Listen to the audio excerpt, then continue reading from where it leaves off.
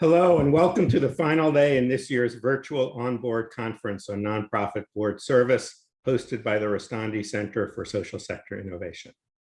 I'm Rob Gertner, the Joe Leftemunder Professor of Strategy and Finance at Chicago Booth and the John Edwardson Faculty Director of the Rostandi Center. Now in its 8th year, the Onboard Conference remains an integral part of the Rostandi Center's suite of programs that aim to tackle society's most pressing challenges. Over the years, Onboard's format and offerings have changed, but its mission has remained the same: to help develop people and practices with the potential to change the world. This year, in particular, highlighted the important role that innovation and creativity play in driving forward meaningful change. Today's Onboard session will tap into the potential for innovation in the social sector by exploring how nonprofits and their boards of directors might leverage learnings from this past year to pivot and propel their work forward. First, we'll kick things off with our keynote, featuring nonprofit leaders who will provide insights on the future of giving, innovation, leadership, impact-driven strategies, and more. Then we'll transition into our workshop session, Crisis and Risk Management for Nonprofits, led by Booth Professor Guy Rolnick. If you didn't register for the workshop session but would like to join, you can do so on the CVent Attendee Hub. Before I introduce our speakers and we kick things off, I'd like to extend special thanks to our platinum sponsor, William Blair, for helping to bring this year's conference to life. William Blair is a strong partner of the Rostandi Center, supporting the Onboard Conference, our impact investing programs, and community-based initiatives. Through the support, William Blair demonstrates a deep commitment to strengthening the social sector in our communities. And one more plug: if you're interested in innovation, you can check out UChicago's newest social entrepreneurs by tuning into the finals of the John Edwardson 72 Social New Venture Challenge on Tuesday, June 1st. We'll be sending out more information about the SNVC finals after this event. With that, I'm delighted to introduce today's Onboard keynote speakers. Today's moderator is Dorri McWhorter. This week, it was announced that Dorri will be leaving her current role as CEO of the YWCA Metropolitan Chicago to become the first woman and first African-American to lead the YMCA of Metropolitan Chicago. Congrats to Dorri on this exciting opportunity. Dorri is also nonprofit engagement executive in residence at the Rostandi Center and is on the board of directors for Lifeway Foods, William Blair Funds, and Skyway Concession Company. Dorri will lead a conversation with Calvin Holmes. Calvin is the president of the Chicago Community Loan Fund. Previously, he was appointed by President Obama to serve as chairman of the Community Development Advisory Board, CDFI Fund. He's also a member of the Bank of America and US Bank National Community Advisory Councils and the PNC Bank Advisory Board for Illinois and the advisory board of the Chase New Markets Corporation. In addition, we'll be joined by David Simas, who's currently the CEO of the Obama Foundation. Prior to this, he was Deputy Chief of Staff to Massachusetts Governor Deval Patrick in 2007 and Deputy Assistant to President Obama in the Obama administration in 2009 and Director of Opinion Research for President Obama's re-election campaign in 2012. David also serves on the National Board of Directors of One Goal. I encourage you to check out their full and lengthy profiles on the speakers page of the CVent Attendee Hub. After our panelists discuss a series of questions, we'll leave some time to take questions from all of you. Feel free to submit a question at any time using the Q&A feature on the right side of your web browser. We'll try to get to as many questions as allows. With that, let's dive in. Dorri, please take over. Great. Thank you for that warm introduction. We so appreciate the opportunity to be here. And happy Friday, everyone.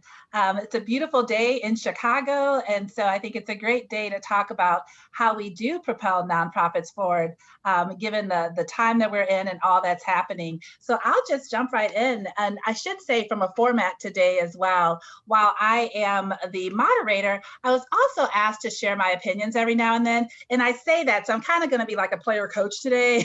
So I'll be a moderator / panelist. So I wanted to make sure people knew that, so they won't be like, she is the most chatty moderator ever.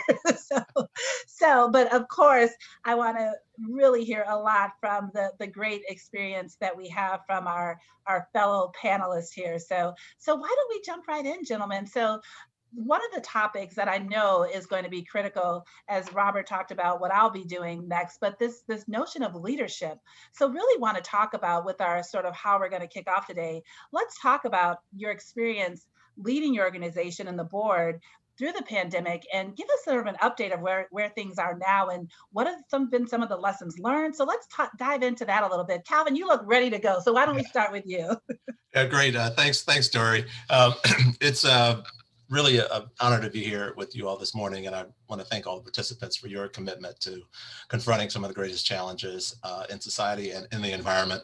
And Dorri and David, it's always great to be in a conversation with the two of you. And Dorri, congratulations on your new post. Why MCA sort of knew where to go for the best talent, right? So really excited about that. So like everyone else, we've been protecting the public and protecting our families by working remotely over the past, what has it been, 14 months now.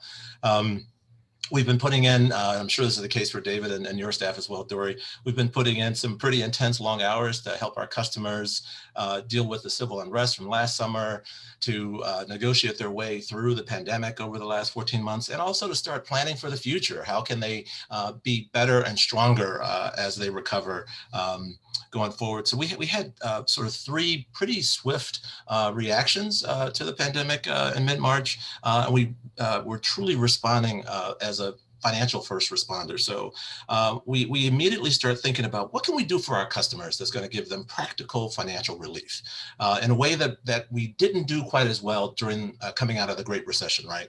So the first thing we thought about, and we've got about 180 customers or so in portfolio, right? Many of them are small neighborhood-based nonprofits and enterprises.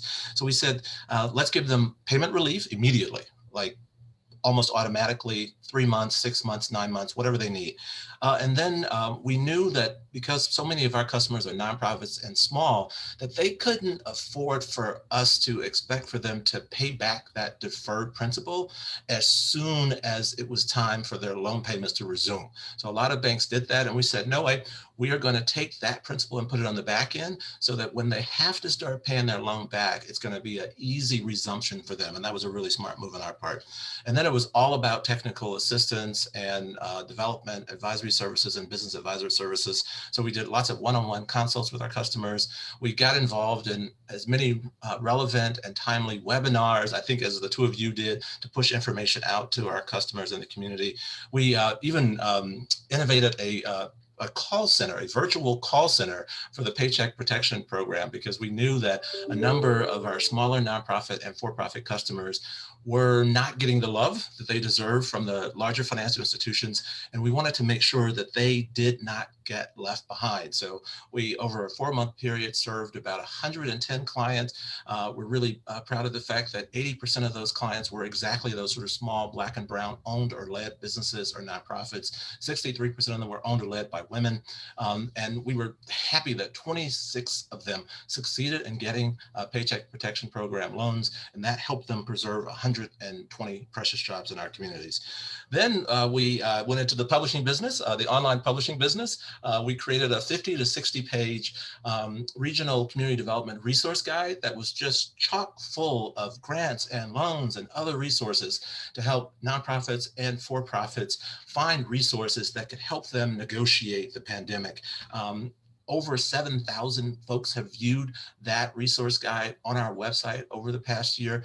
I encourage the participants to go ahead and check it out on CCLF's website. So that was another TA response. And then we turned to what we could do aside from our customers, our clients, and what we could do for the broader community. So we immediately joined a number of public-private partnerships with the state of Illinois, with the Cook County government, with the city of Chicago, both administering and deploying loan and grant programs to help not only small businesses, nonprofits, but even gig workers have critical lifeline financing to persevere the pandemic. And we're really proud that we provided $12 million in lifeline funding for those types of organizations. And we stepped out of our comfort zone. Our bailiwick is community development, brick and mortar real estate, but we recognized that our communities needed for us to also expand our capacity on the spot and also provide small business loans and help gig workers get financing as well. So it's been quite an experience, and we're going to be prepared for the next one. Oh, well, thank you for all of that, Calvin. I'm so glad that you all were really flexing at this time to provide resources in a completely different way that was needed at that time. So David, give us an update. Where are you all from the pandemic, and how was that experience, and what did you learn during that time?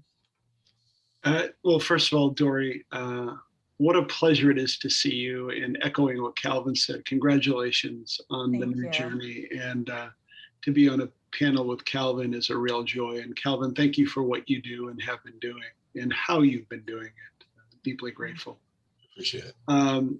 Once the pandemic hit, understanding that the central focus of the Obama Foundation isn't about a specific set of issues, but it's about that idea that the President and Mrs. Obama have always espoused, that every single person has dignity and worth and value and has the capacity to lead.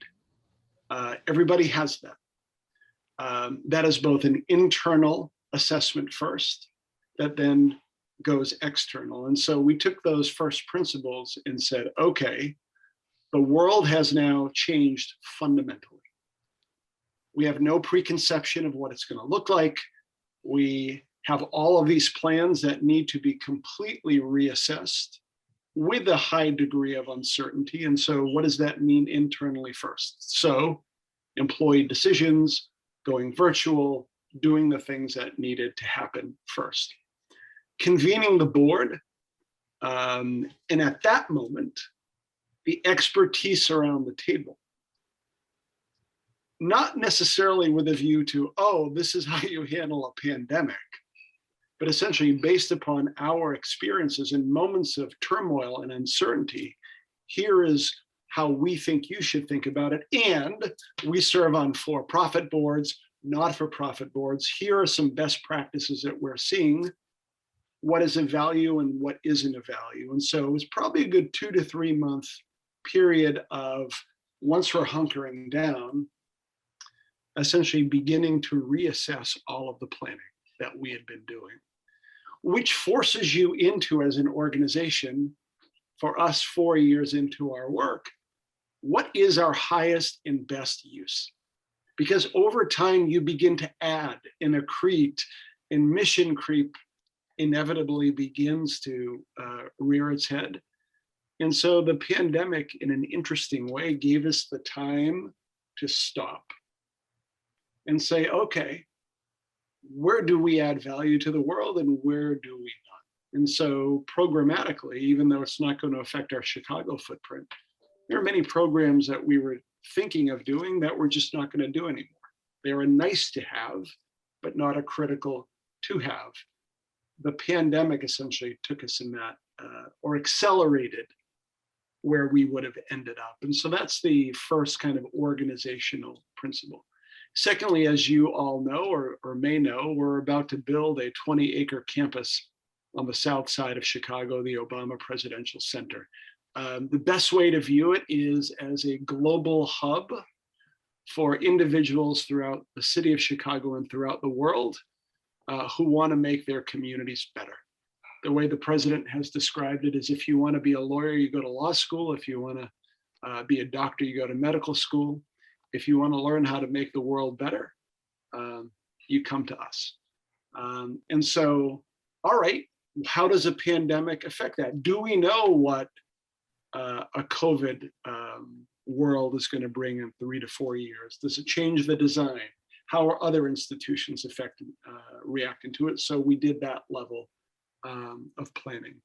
But the thing that I am the most proud of, and I'll be very quick about this, is after the George Floyd murder, again, focused on where do we provide the highest and best use given our platform? What can we uniquely do as an organization?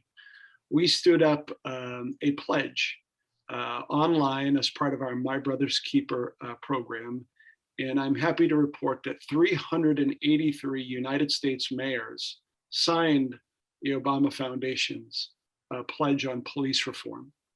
And 700,000 people went to obama.org and took their own individual pledge to engage in the community. And so, again, we weren't going to be doing work on the ground, but we could provide a platform that brings mayors in, and then in a more important way, drives people in communities to engage in a way that is responsive. That was in the COVID environment. Final thing is essentially many of our Obama leaders from throughout the world. We have hundreds all over the planet right now doing good work. On their own, once we provided the platform, began to share best practices, began to pivot around how they could serve their communities from Malaysia to Oakland to Kuala Lumpur. I mean, it was pretty exciting. And so essentially for us, Dorri and Calvin, stop, make sure everyone is safe, understand the uncertainty that we're in, anchor around those things that we know we can provide value around right now, and then iterate slowly based upon that. That's been the experience for us so far. No, that's great. And I'm always mindful on these, particularly in these Zoom panels. I feel like a little bobblehead because I'm like, yes, yes, yes. So I need some other way of expressing my agreement, right, with what both of you have said. So given that this is the Onboard Summit, how would you think the board was impacted? How do you think the board was impacted during this time? And how did that impact board construction and how the board participated in what you all described? David, I'll throw it over for you to get us started on that process. And I guess I'll say too, so not only how you think about the board construction, but what do you think is needed from the board leadership now, and how are you going to address that as well? So if we could roll that all into a discussion about the board would be very helpful. Thank you. Yeah, so the President and Mrs. Obama, the initial board, people fairly close to them with very specific expertise around things that we knew we would be doing over the course of the first 3, 4, or 5 years. So trusted, experienced, that then provide value to the growing executive team and to the rest of the team. And so it's like this wonderful handoff that's both personal, but also experienced around, for us, how do you do a real estate project in an urban area? So there are some board members who know that. Who are the people that know the founders so well that in those moments of uncertainty for us, you can channel them, but provide a little bit of a perspective? And so it was a really interesting and smart way to begin to build a board. As we then grow and evolve, you begin to say, okay, in 5 to 10 years, in addition to the fundraising requirements that we have, which is an added layer that goes into it, can we project what are the experiences and skill sets that we are going to need, and begin to tap those individuals, which in the midst of the pandemic, now going back to what we faced, Dorri and Calvin, it's okay, an unprecedented crisis with a tremendous amount of uncertainty. And so who do you want at the table but people who have led organizations and have served on boards, who have seen things that frankly, I have never seen and my colleagues have never seen. And so it wasn't just 1 or 2 or 3 meetings per week. You had board members who, okay, we're about to begin a construction project. How do we think about pricing of contracts and bids over this period of time? How do we think about design in the snow environment? Okay, board member, who do you know who is best in class about thinking about that. Okay, from an employee perspective, how do you think about morale? How do you think about engagement?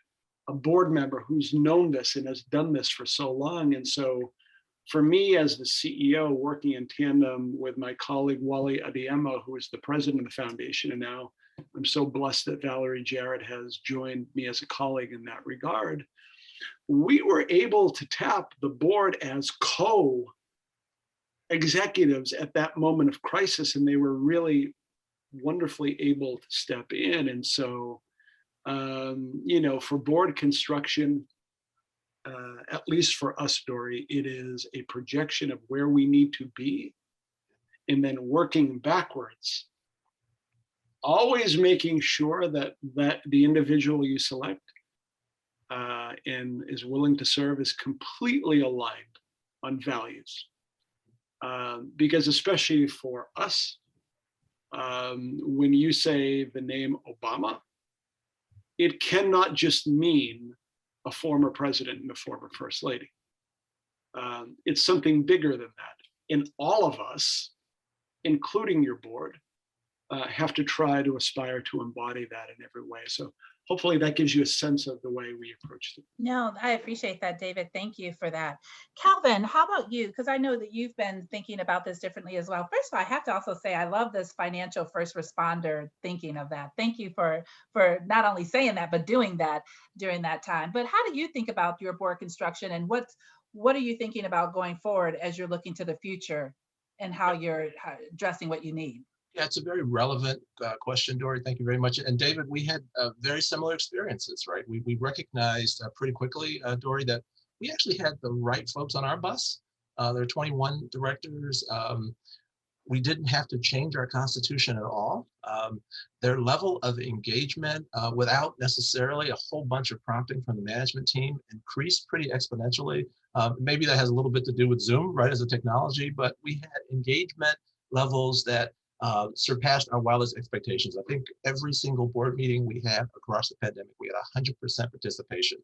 So it was great that those board members who were out of state for whatever reason could still join that way, but it was a wonderful benefit to us. And then the thing that really, I don't know that it totally surprised me, because I know who's co-principling the company with me and my management team, but I was really humbled and affirmed by the priorities that the board set. So we're a financial company, right? I thought that they were going to be really anxious about how the management team was going to protect our balance sheet across the pandemic. As it started, we had north of 170 loans on the books, as I think I mentioned earlier, and that's not where they went. They wanted management to focus on, first, how can we provide relief to our customers and to the community? How can we step up on the technical assistance? How can we engage with others to make sure that there was going to be a broad recovery for everyone? And that was an amazing thing to participate in, and to have every single director across the board to say to management and working with us, don't worry about the balance sheet. Don't worry about our investors. This is a justice moment, and we have to do the right thing. So that gave the management team the ability to focus on the most relevant programming for the time. And we did exactly that, as you heard me say a minute ago. And then in terms of what the board needed to do and what it's doing going forward, I'm also really impressed with how we took what was an already pretty robust diversity and equity inclusion framework, and we drilled down further. So my board is pretty diverse already. We've got 52% of our directors are persons of color, 48% of our directors are women, 33% are leaders that we describe as community voices, that being that they run a nonprofit that provides direct services in the communities we serve, or they're an organizer, they're an activist in the community. 86% of our management team members are persons of color, and 86% of us, including myself, live in a community that we invest in. And then when it comes to the rest of our staff, 83% of us are actually persons of color, and 70% of us live in the communities that we prop up with financing and technical assistance. So we were already pretty far down our journey on diversity, equity, and inclusion. And the board was emphatic that in this moment of trying to reduce the racial wealth gap and set a new bar for ending racial inequities, that we push ourselves. So two major things developed as bit work products for last year. We went through an exercise to make sure that our corporate spend could be an additional benefit to the very neighborhoods that we live in and we invest in. So we created a new business enablement policy that is really targeted on investing in the companies that are located in our communities or hired directly in our communities, and to do that very intentionally going forward. The second thing was taking a look in the mirror. And even though we have great success rates with lending to historically disadvantaged developers, female developers, other marginalized community change agents, could we expand our credit box further? Is there room for improvement? So are there other barriers in our own processes that we could strip out so that folks who haven't had family wealth, who don't own property that appraises well, could still negotiate our credit process, which often is a gateway loan that gets them to larger financing. Let's take a deeper look at that. So we did, and we created something that we call, this is going to be a little wonkish, but we have an equity boost risk rating protocol now that allows us to give historically disadvantaged developers and enterprises credit, if you will, for being led by a representative team, for intentionally hiring locally, for having strong community partnerships where what they are developing, what they're bringing online is informed by community need. And we think that that's a risk mitigator, right? Because it's going to be more successful because it's got that community buy-in. So we developed this new protocol so that if we've got a developer that is low on liquidity, they have substandard collateral, they haven't been in business very long, this equity boost still allows us to make that loan. And we're looking forward to rolling that out this year. And then the last thing I'll say, I know I'm getting a bit in the weeds, is that the board also wanted to raise the bar on its level of inclusion and equity accountability. So not only did we create a new structure where there's much more routine reporting on how the company overall is meeting our DEI targets and metrics and objectives, but they then revised every single relevant committee charter so that at the committee level, there's accountability on all of the activities that we need to activate. And I'm really impressed with my directors for the heavy lifting that they did last year to make this that much more inclusive and that much more equitable internally and externally going forward. No, that's great, Calvin. And so now, not only do I have financial first responder, I now have equity boost risk rating. So you're giving me a whole new vocabulary this morning. So I'll keep them coming, Dorri. And I'm taking notes, so I appreciate that as well. So one of the things that as we think about, again, sort of the future of nonprofits and where we're going, the part of our main revenue source is the philanthropy that we receive. So I know that each of our organizations were fortunate to receive the McKenzie Scott gift, but a portion of the $4.1 billion that she donated to over 380 organizations. And so very proud that us as Chicago-based organizations were able to participate in that. But give us a little perspective in terms of how this donation impacted your organization. So let's start there. And then I do want to talk a little bit more about how that has broadly impacted philanthropy as well. So I feel like, at least on my screen, I have the two of you on either side of me. So I'm like in a tennis match. So I'm like, David, back to you. So let's start with you on this question, David. Well, first of all, just an enormously generous gift and a complete surprise. I think, as was the case for all of us, but a tremendous, as I understand, rigor in analysis around where to focus the investment. And then once the investment is made and in the structure of the investment, to basically take the approach that, look, where the money will be best allocated, go allocate it. Do your work, do your job. And that's why we've had the confidence in you. And so it's not just the size of the gift, but the broader signal, I think, that it sends to philanthropists at that level, but also at different levels of giving that I think is significant. And It's really interesting that there has been a trend over a couple of decades now to take the notion of a business approach to funding not-for-profits that paradoxically end up with the investor dictating what the actual entrepreneur, who knows his or her book of business better on a day-to-day basis, the investor, understands because of the proximity to the community that she or he serves, what the real measures of success can be tangibly and intangibly.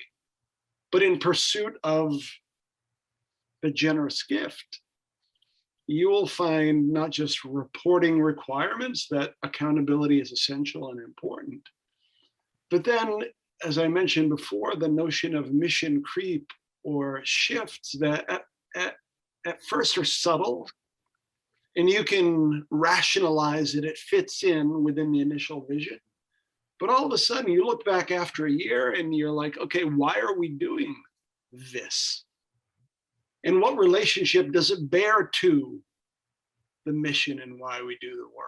And so, what is the happy balance? What is the right balance between the acknowledgement that it is the people in communities in the not-for-profit sector who have the closeness and the proximity to be responsive, but also understand the accountability measures that are required, board governance, basics of management that sometimes, not always, are lacking, that type of oversight can push and require. And so I don't know that it's a course correction, but it's an important signal that we have also seen play out with many of our other donors. And so extraordinary generosity and vision, but also a wonderful approach that I think has lots of promise.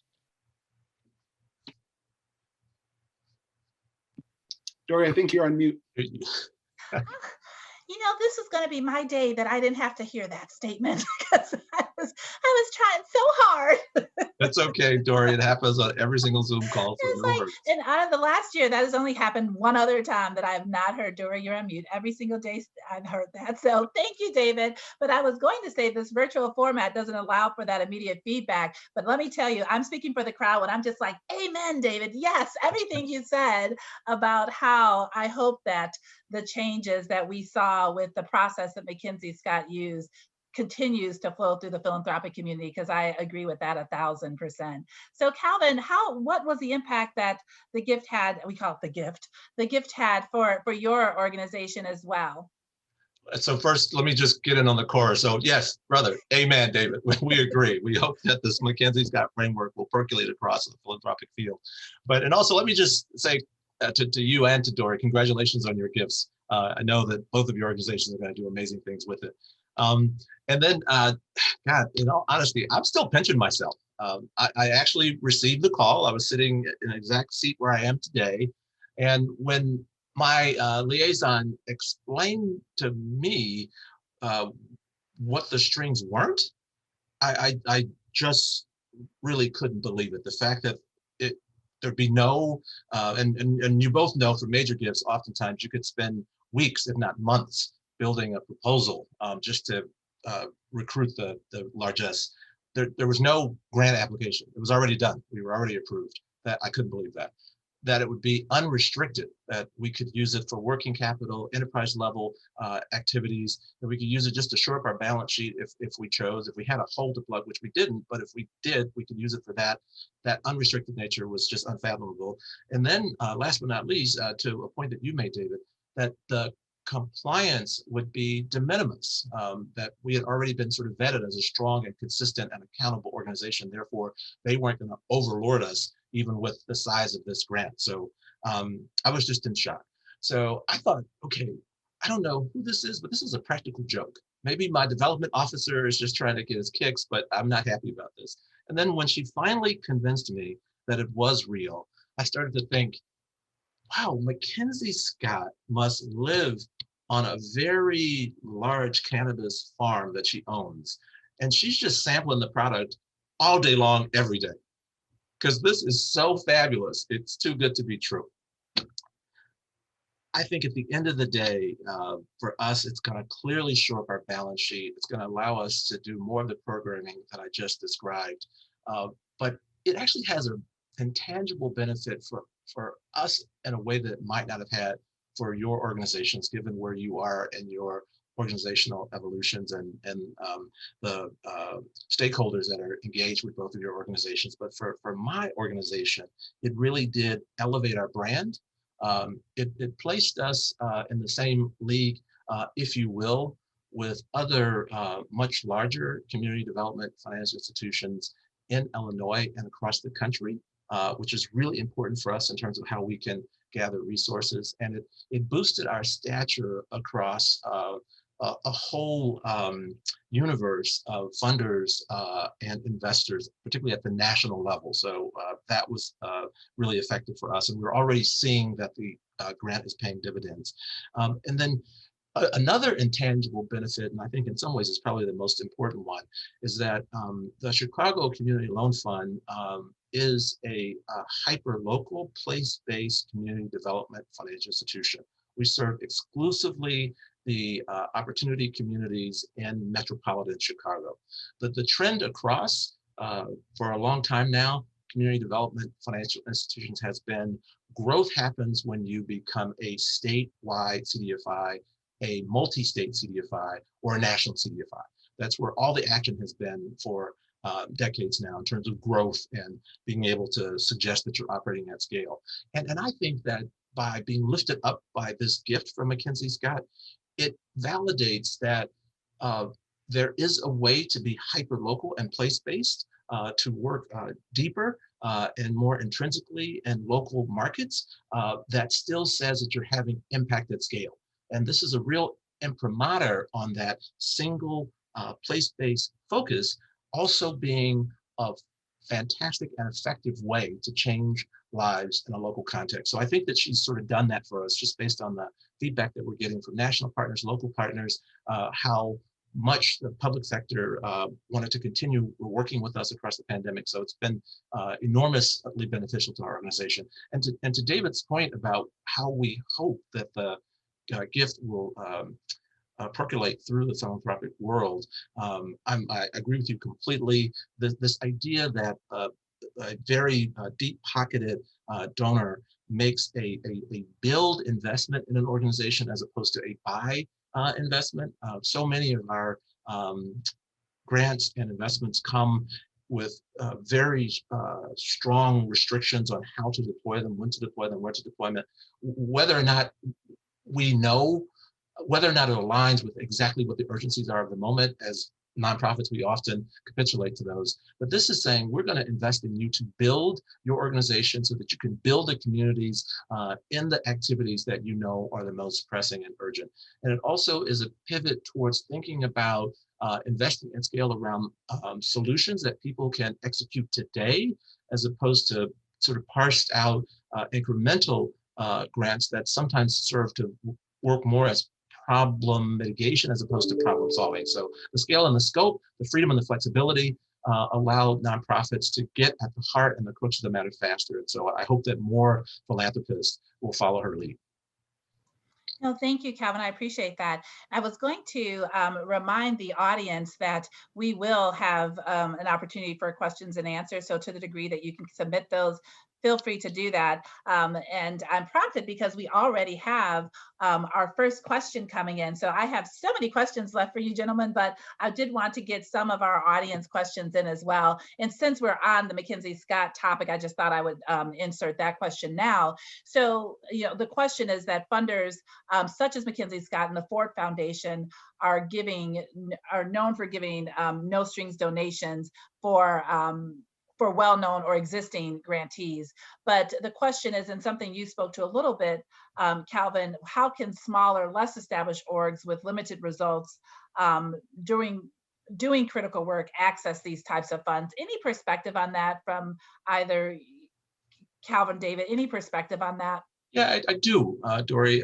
And of course, everyone, I don't know this scientifically, right? We haven't done any real analysis on it, but my hunch is that, and as you probably can sense from what I've already said, uh, there's always a ecosystem of agencies in a particular sector, and they're the ones who are the oldest, often then the most established, and then the largest, and there's some middle range players, and there are small and emerging change agents. And we're all competing for resources often. But some of the ways that we have tried to, if you will, punch above our weight, and I say that with all the deference and respect to my larger sister and brother CDFIs, we work together consistently and quite often. But it's my advice to a smaller organization that is trying to get this visibility would be to be as transparent as you can, to make sure that your impact analysis is available on your website, and that at any moment, any prospective donor can do their own underwriting of your organization, your efficacy. It's not so much about the number of units, it's just about how efficient you are. Sometimes a smaller organization might actually be serving more people per employee than a larger organization, and you can reflect that in the impact analysis that you do and make available online. Make sure that whatever collateral materials that you produce regularly, your newsletters, your annual reports, if you have a stakeholders meeting, have all those documents available online. When I got the call from my liaison, I started to think, oh, they've been on our website for weeks and months, so they got all this information about us just from what we were transparent about and was readily available. As a financial institution, even though we are smaller than many of the larger ones, and there's quite a bit of controversy in our field about having a third-party rating agency, and I don't know what the equivalent would be for direct service providers, for example. But in our field, we benefit from having something like Standard & Poor's or Moody's, and many of the smaller funds in the CDFI landscape are very hesitant. They're very resistant to get rated. And we said, we're going to go ahead and get rated, even if we don't have the best rating, because that's going to say to any prospective partner that we believe in sound management. We believe in strong governance. We believe in really good fiscal management, and we're willing to be examined. We're willing to have other people inspect our efficacy. We also make sure that our 990s are listed on GuideStar, and that our industry provides a side-by-side analysis. Even if we don't show up as the biggest or the strongest or have the best ratios across every single line item, we still make sure that that transparency is out there. And then the last thing I would say is to do whatever you can as a smaller group to have your voice and your constituents' needs heard. So we've allied ourselves with any number of national public policy forums so that we're a voice in those efforts. And where we can be a thought leader around an issue and opportunity, we try to make sure that we add value in those conversations. Great. David, I'm not sure if you had anything to add to that, but there's another question that I would love to direct towards you that's come through our Q&A function as well. So the question is, I think we learned a ton about resilience and adaptability. What is the best advice you can give to nonprofit leaders, CEOs, EDs, and directors to help them intentionally set up resilient teams and organizations versus back to their normal habits? Yeah. First, offer this for consideration insofar as it may not apply very broadly, but it's the way I think about it. Take the time that you need and make sure that whoever you bring into the organization as a team member is as closely aligned on fundamental values first, and not necessarily the efficacy of how they do the work. There may not be a disconnect between the two, but we over-index on the former, because then in moments of turmoil and uncertainty, where the actual work itself is thrown into question, what are you falling back on? You're falling back on, okay, what are first principles? And what are the reasons, the why around why I do the work to begin with? So that's the first and most important thing that I would offer for consideration. The other thing that, and again, just by happenstance, we took advantage of it because we are a fairly young organization, but we always knew that we were going to do a 4 or 5 year assessment of what have we learned, and based upon what we have learned, how should we pivot? What do we stop doing? And or what do we start doing, or what do we double down on? That discipline that feeds into a sense of adaptability, that there are no sacred cows. And again, it brings you back to the mission, because habit, routine, comfort, predictability, the phrase that kills any organization, well, we've always done it that way, but no one can really remember why we always do it that way.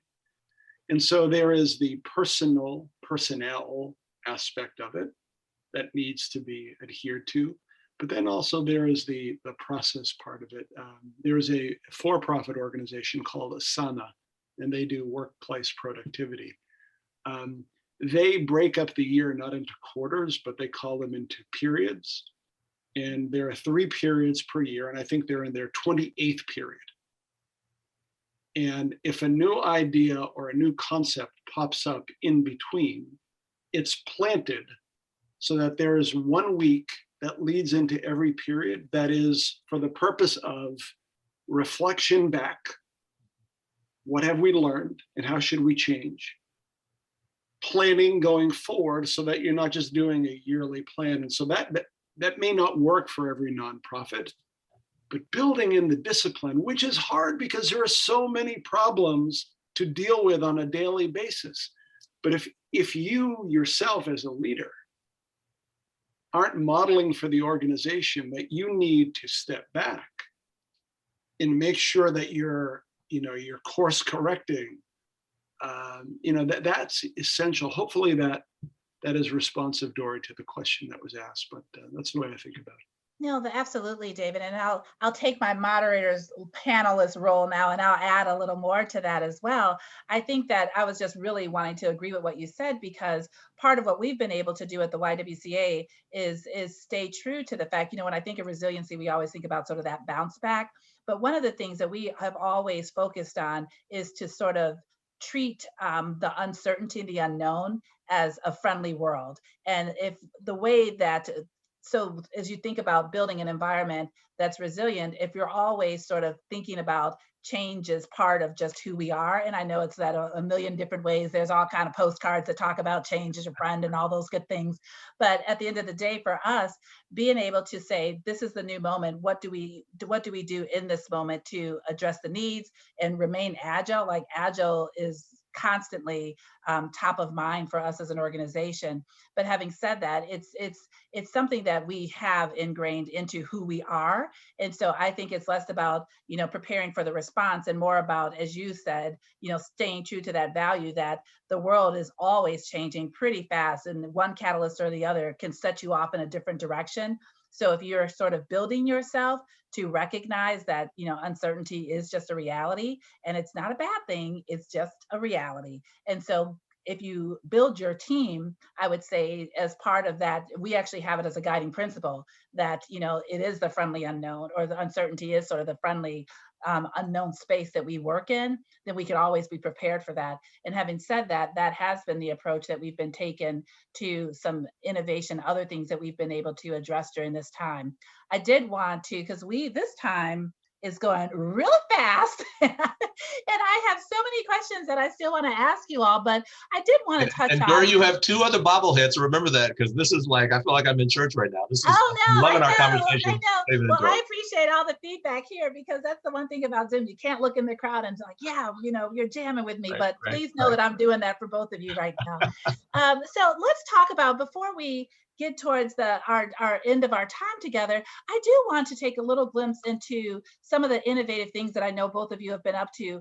I'll say more broadly if there's something you want to speak to specifically, but please do so. But I will ask a question around, in sort of this innovative thinking around partnerships and how that has looked. So Calvin, I'll start that with you, and then David, follow up with any other thoughts that you have around innovation that you all have been able to deploy during this time as well.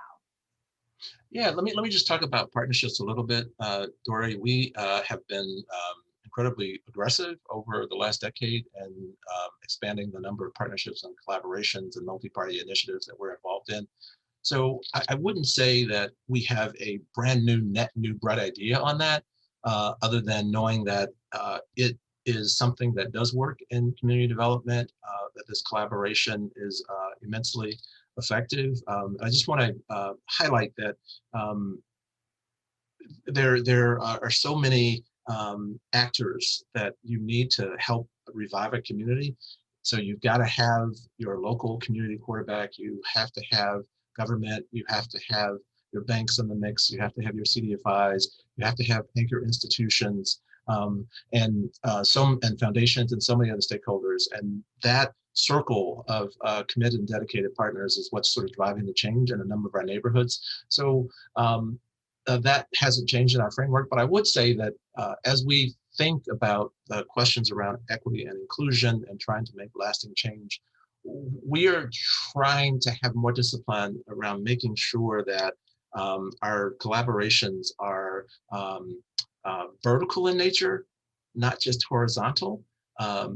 Partners of like capacity organizations and players, that they're vertical, so that the folks who are closest to the ground, in the streets every day, as well as the people who are further away and up in the Ivy Tower or the boardroom, are allied together in cross ideation so that the best solutions are brought forward. So philosophically, that's how we're trying to approach it. We historically, as an organization, been more business to business. So as we challenge ourselves to reach out to partners that live in our buildings, end beneficiaries that shop in the stores that are tenants in the shopping centers that we finance. Try to make sure that somehow we are learning from people who work in the social enterprises that we buttress. That sort of vertical integration and collaboration is a new challenge for us, and a new opportunity. And that DEI framework that I talked about, that my board has spent overhauling over the past year, we actually gave ourselves an aspirational goal to learn from our actual end beneficiaries, learn from the retail level, so that we can make sure that we're bringing the right products and services and knowledge transfer to the community that will continue the transformation. So Dorri, you're on mute again. They're gonna be like, amateur, get a new moderator. Never, not with you. So David, you're going to take us home. I would invite you, absolutely, if you want to answer the question about innovation, but just to share any parting thoughts. I know we had talked about earlier too, thinking about some of this ecosystem around nonprofits. So I'll just invite you to close us out with some of your parting thoughts as we wrap up this wonderful discussion today.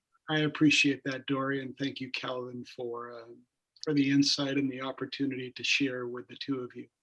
I'll start calling you Reverend Simas, though, David. I know, I got that vibe too, Calvin. He gets an amen from me. Wait till you hear what my daughters say. The greatest honor of my professional life was to work for the president in that building in Washington, and as the child of two immigrants, to be able to serve in that way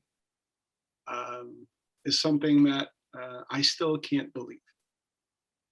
But one of the things that was so searing when we left, and you look at communities like Chicago, but it's across the country and across the world.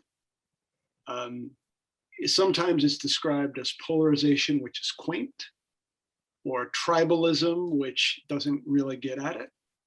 There is a complete breakdown of social cohesion and trust across the country. And so when you think about the three legs of a community stool, and a fourth when you include faith, but let's just focus on not-for-profit, for-profit, and government. When you listen to people in communities, and I don't care if it is an African community on the south side of Chicago or a predominantly white community in Appalachia, you bring the government into the discussion, whatever level of government, there is a lack of trust. And usually the comment is, oh, they're just looking for a vote. When you bring up business into the discussion, oh, they're just looking for a profit. The one element of society, and I want everybody listening today who is on a board or in the not-for-profit sector, when you who have proximity to communities and are providing services that either government isn't close to or the private sector isn't set up to, there's another piece of this that respectfully, I would ask you to think about. You are the connective tissue of trust, not just as one organization, but as an entire ecosystem of organizations.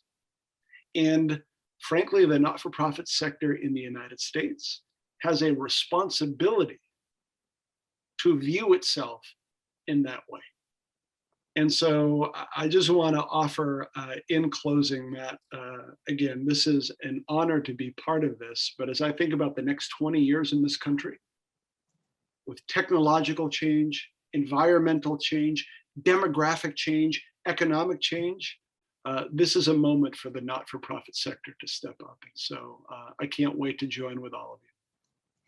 Well, David and Calvin, first of all, thank you we are going to be like Pastor Simas. You got that right. Give that brother another amen. David, it's going to be a Pastor Simas. So you'll know where that started for those on this call. Well, thank you very much, David, for your words and your wisdom, and Calvin for the insights and the information that you provided us today. I just know that we have definitely, I hope, given nonprofits and the leadership out there more things to think about as well. So having said that, I'll call on my friends at Rastandi to help us wrap up with the little logistics here. So I know that there's some folks that'll be joining us for the next session at 12:30. So we'll take a quick break. And then you can join the next session, which is Crisis and Risk Management for Nonprofits, by navigating to the My Schedule page and selecting Join Session. And then lastly, we'd love to hear your feedback about today's session. And you can take a survey for each session and for the conference overall by navigating to the My Event tab and selecting Take Survey. We'd greatly appreciate if you could take a few minutes to do so, and we'll incorporate your feedback into our future events. Again, thank you very much, David and Calvin, and the organizers of today's event, and we'll hope to see you all again soon. Thank you.